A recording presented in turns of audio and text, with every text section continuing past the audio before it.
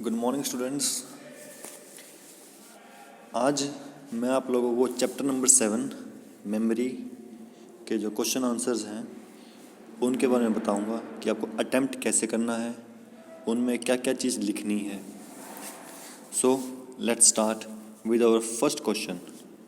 ये क्वेश्चन सारे हमारे पेज नंबर 148 बुक के लास्ट 148 पेज नंबर पे हैं लास्ट में। पहला question, What is the meaning of the term encoding, storage, retrieval? ये तीनों टर्म्स चैप्टर के बिल्कुल स्टार्टिंग में आए थे कि मेमोरी कैसे वर्क करती है। इनके बारे में आप डेफिनेशंस लिखेंगे, ठीक है। ये हमारा पेज नंबर 132 पे हैं और 133 पेज नंबर पे हैं। तीनों की डेफिनेशंस वगैरह आ जाएंगे आपकी, बेसिक डेफिनेशंस दो तीन लाइन की।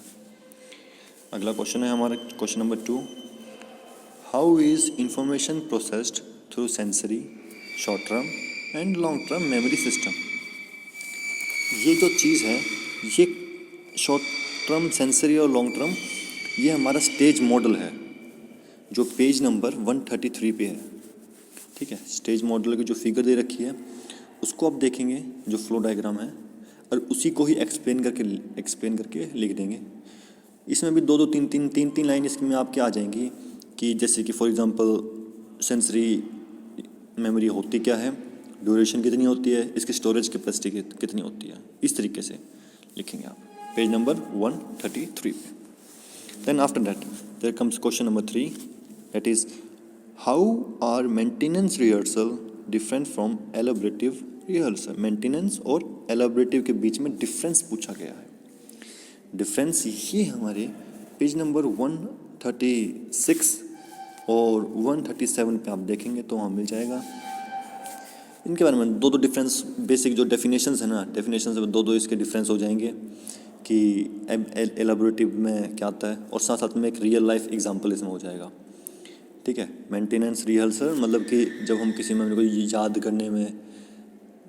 याद करने में जो चीज़ें जो अप्लाई होती है वो सारी मेंटेनेंस आती है। उस मेमोरी को रिटेन करने में जो चीज़ें अप्लाई होती है वो सारी मेंटेनेंस आती है। इलैबोरेटिव में क्या होता है कि जब हमने याद किया है जो मेमोरी में है उसको आगे जोड़ते जाना, लिंक या चेन बनाते जाना, वो हमारा आ जाता है इलैबोरेटिव रिहर्सल, ठीक है।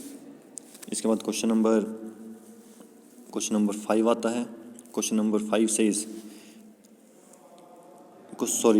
Number 4 says differentiate between declarative and procedural memory।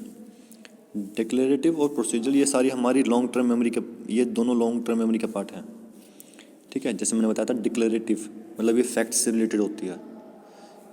Differences में ऐसे ही कि ये फैक्ट से रिलेटेड होती है डिक्लेरेटिव। एलैबोरेट प्रोसीजरल हमारी फैक्ट से रिलेटेड नहीं होती, ये रियल लाइफ से रिलेटेड होती है। कि प्रोसीजरल में दूसरा एग्जाम्पल क्या आएगा या फिर दूसरा पॉइंट क्या आएगा कि हमारे प्रोसीजरल में हम चीज़ों को एक्सप्लेन नहीं कर सकते। हमारे किसी भी प्रोसीजरल मेमोरी का जो आंसर होंगे वो सब्जेक्टिव टाइप के होंगे, और डिक्लेरेटिव के जो भी आंसर होंगे ना हमारे, वो ऑब्जेक्टिव टाइप के होंगे, शॉर्ट आंसर्स होंगे, प्रिसाइज होंगे। हम डिक्लेरेटिव को एक्सप्लेन कर सकते हैं, बोल के बता सकते हैं, लेकिन जो चीज़ हमारी प्रोसीजरल मेमोरी में है ना, हम उसको बोल के इतने अच्छे तरीके से या एक्सप्लेन करके नहीं बता सकते। एक रियल लाइफ एग्जाम्पल भी आप इसमें डाल दीजिएगा। इसके बाद हमारा आता है अगला question number 5, that is describe the hierarchical organisation in long term memory, ठीक है। क्वेश्चन नंबर 5 ये आप जैसे कि पेज नंबर 140 में 140 उस पर देखेंगे तो यहाँ पे हायरार्किकल मॉडल जो दे रखा है 140 में हायरार्किकल मॉडल दे रखा है। इसको आप बताएंगे कि इसमें इसके कौन से पार्ट्स होते हैं। कि एक इसमें होते हैं नोड्स होता है, इसके नीचे लेबल्ड रिलेशनशिप होते हैं। अच्छा, इसमें कॉग्निटिव इकोनॉमी भी आती है इसमें, ठीक है। तो ये तीनों चीज़ इसमें आ जाएंगी कि मॉडल काम कैसे करता है, कि एग्जांपल देके इसको एक्सप्लेन कर देंगे, ठीक है। इसके बाद फिर हमारा अगला क्वेश्चन आता है क्वेश्चन नंबर 6, जो बोलता है why does forgetting takes place, कि फॉरगेटिंग क्यों होती है। मेन इसमें कि हम उस चीज़ को रिट्रीव नहीं कर पाते जब हमें ज़रूरत होती है, या हमें ये जो रिट्रीवल हो रहा है ये किसी भी तरीके से, retrieval failure, basically retrieval failure ही फॉरगेटिंग होती है, और वो रिट्रीवल फेलियर किसी भी तरीके से हो सकता है. It can be trace decay, it can be interference, it can be retrieval failure, it can be anything. ठीक है, तो हम बता देंगे कि फॉरगेटिंग क्यों होती है, क्योंकि हमने जो इन्फॉर्मेशन स्टोर की है, याद की थी, लर्न की थी, मेमोरी में डाली थी, हम उसको टाइम पे वापस उसको याद नहीं कर पाए. That is retrieval failure and forgetting. फिर हमारा आता है question number 7 that says how is retrieval related forgetting different from forgetting due to interference. इन दोनों को कैसे, कि रिट्रीवल रिलेटेड जो फॉरगेटिंग है ये इंटरफेरेंस से कैसे अलग अलग होती है, डिफ्रेंशिएट करती है. कि इंटरफेरेंस में क्या होगा, कोई ना कोई रुकावट होगी. जैसे मैंने क्लास में बताया था कि इंटरफेरेंस में क्या है, आप लोग भाग रहे हो, भागते भागते मैंने आपकी उसमें रुकावट डाल दी, हर्डल्स डाल दी.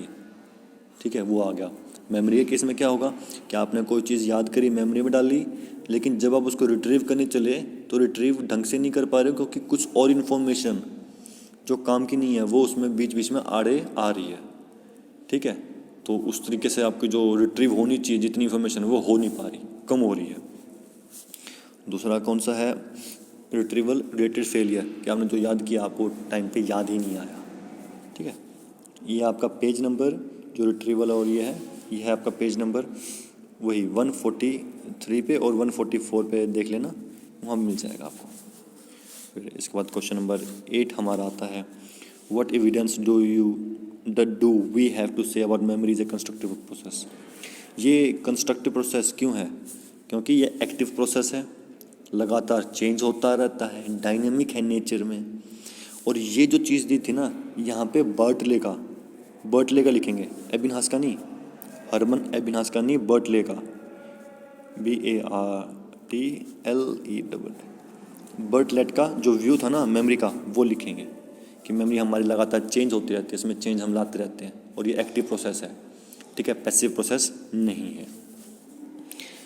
ठीक, और मेमोरी जब कंस्ट्रक्ट होती है, कंस्ट्रक्टिव किस लिए है, क्योंकि हम इसमें वेब एक माइंड मैप या एक वेब बनाते हुए चलते हैं. फिर इसमें हमारा आता है आखिरी क्वेश्चन जो कि है डिफाइन मेमोनिक्स हमारी लर्निंग टेक्निक्स को हम मेमोनिक्स कह देते हैं. इसकी डेफिनेशन आप लिख देंगे और उसके प्लान इंप्रूव करने के. इसमें अलग अलग प्लान है, इसमें 5-6 अलग अलग तरीके हैं. आप कोई भी 2 तरीका कि मेथड ऑफ लोकाई लिख सकते हैं, ये पेज नंबर 145 पे मेथड ऑफ लोकाई लिख देंगे, या फिर इसके अलावा कोई भी तरीका कि आप किसी वर्ड के द्वारा मेमोराइज करना. ठीक है, साथ साथ में आपके जो इसमें दे रखे हैं चंकिंग वाला तरीका, ठीक है, या फिर डीप लर्निंग वाला, कोई भी 2 तरीके मेथड आप लिख सकते हैं एनहांसिंग द मेमोरी के. So that's all for today. मैं इसकी PDF साथ में अगर किसी बच्चे को चाहिए तो मुझको मैसेज कर सकता है. I will provide the PDF of this question to you. That's all for today. Thank you.